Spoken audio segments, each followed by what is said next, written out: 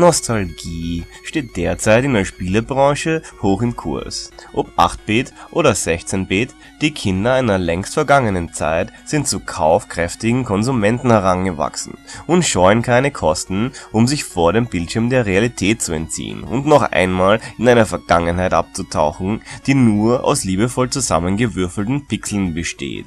So gesehen macht es wohl Sinn, dass sich gerade diverse Retro-Plattformer unter dem Banner klassischer Disney-Lizenzen in Entwicklung befinden. Ein guter Zeitpunkt, um einen Blick zurückzuwerfen und um zu sehen, ob die Aufmerksamkeit überhaupt verdient ist.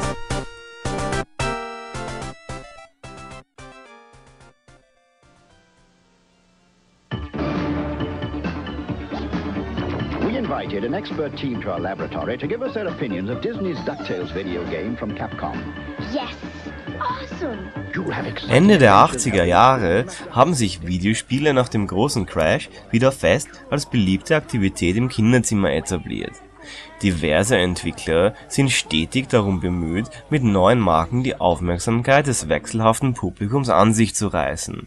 Eigene Kreationen wie die Mega Man-Reihe sind zwar manchmal erfolgreich, der verlässlichste Weg in die Geldbörse der skeptischen Eltern ist aber der über gut bekannte Lizenzen. Und natürlich ist keine Lizenz dabei umsatzträchtiger als die der umfangreichen Disney-Welt. Besonders im Hause Capcom entwickelt sich die Disney-Lizenz zur beliebten Alternative zu eigenen Kreationen. Die erste Produktion ist DuckTales, der damaligen Fernsehserie nachempfunden, welches gerade von WayForward neu aufgelegt wird. Wo man sich heute Lizenzspielen nur mit Gummihandschuhen und Mundschutz vorsichtig nähern kann, ist der Umgang mit der Lizenz damals noch ein behutsamer. Das erfolgreiche Mega Man Entwicklungsteam kommt zum Handkurs und wird damit beauftragt, ein passendes Konzept zu liefern. Das Resultat stellt seine Wurzeln offen zur Schau. Die Spielengine ist der von Mega Man nicht unähnlich und auch der Spielaufbau ist bewährt. Musikalische Kompositionen, die zu gefeierten Klassikern der 8-Bit-Ära wurden, stammen tatsächlich von denselben Talenten, die damals die ikonischen Klänge der Mega Man-Reihe erschufen.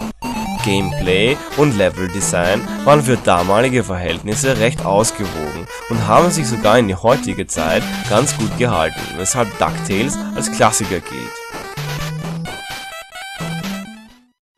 Weniger bekannt ist, dass es zu dem Spiel ein offizielles Sequel gibt. DuckTales 2 erschien erst 1994, eine Zeit, in der Nintendos NES längst zum alten Eisen gehörte.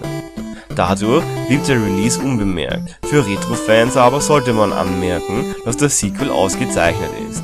DuckTales wird um viele sinnvolle Elemente erweitert und steht am Ende der Evolution zahlreicher Mega Man Sequels als eines der gelungensten NES-Spiele überhaupt da.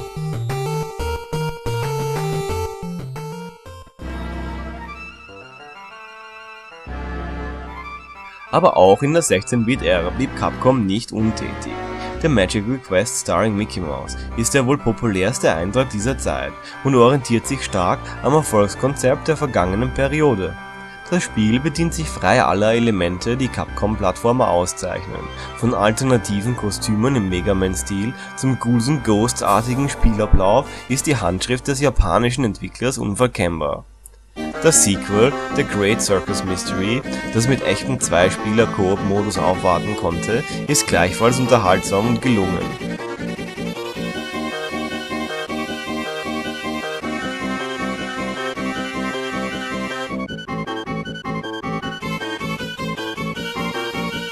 Und auch diesmal lässt sich ein verstecktes Juwel bergen. Der dritte Teil der Serie kam so spät im 16-Bit-Zyklus heraus, dass er Japan nie verließ. Wie üblich ist das Spiel aber die Krönung des Entwicklungsprozesses und damit ein verlorener Klassiker aus 16-Bit-Tagen.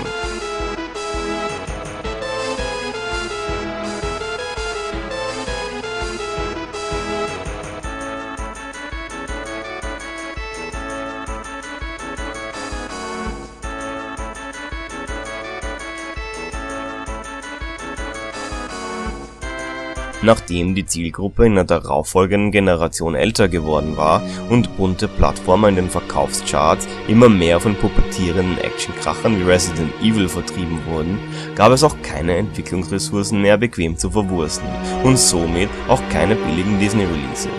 Die actionbasierten Entwicklungsassets waren mit der bunten Disney-Welt einfach nicht in Einklang zu bringen, wie der kümmerliche letzte Disney-Titel Magical Mirror deutlich zeigt. Die Disney-Ära war für Capcom damit endgültig vorbei und wir wenden uns im zweiten Teil dieser Reihe dem anderen großen Lizenznehmer zu, Sega.